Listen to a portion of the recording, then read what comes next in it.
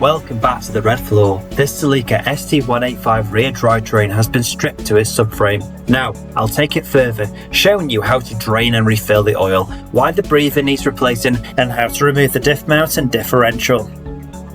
It's on axle stands, but we're treating it like it's on the car, because that's how you would tackle it. To drain the oil, crawl underneath, face to face with a 24mm hexagonal bolt. Crack it open, let it bleed, then seal it shut.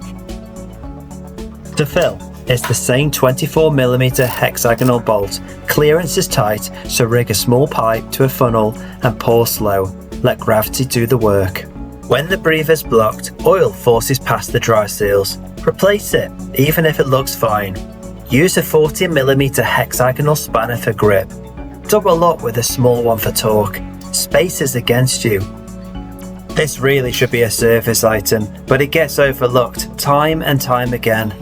When refitting, leave a few millimeters, it doesn't wind all the way. It's time to show you how to remove the differential. First step, there should be a protection bracket here, like this one. Wind out the 4 17mm bolts. You then need to remove the prop shaft. Take off the 4 14mm bolts, each with twin nuts, one either side. Crack loose these 6 bolts. If you're replacing this bush, the diff still has to come out. Go under the car with a 17mm socket and an extendable ratchet. Place it on one of 4 bolts, like this.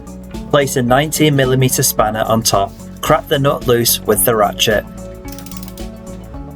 Repeat for the other 3. This is exactly how you will do it. Spanner above, ratchet below. You want them all loose before removal, so you're not fighting tight bolts whilst the differential's hanging. Be warned, they are very tight. Use a breaker bar if needed.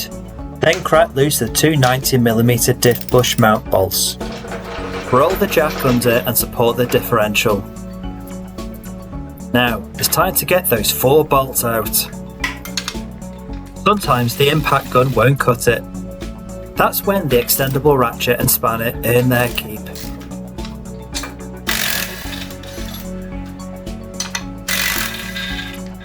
Some of these bolts are stubborn, but keep winding, they'll come through.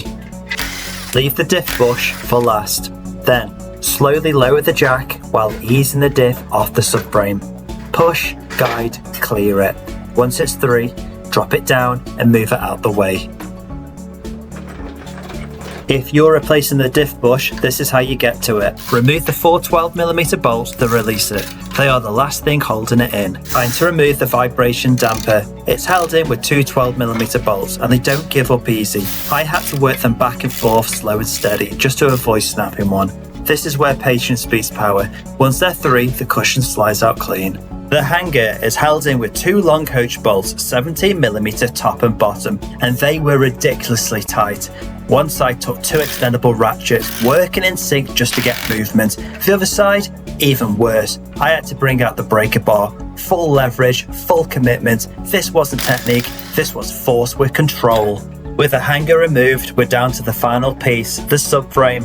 The full drivetrain is stripped and waiting for restoration. This is where the real work begins. Subscribe to see how I restore it and bring it all back together, piece by piece.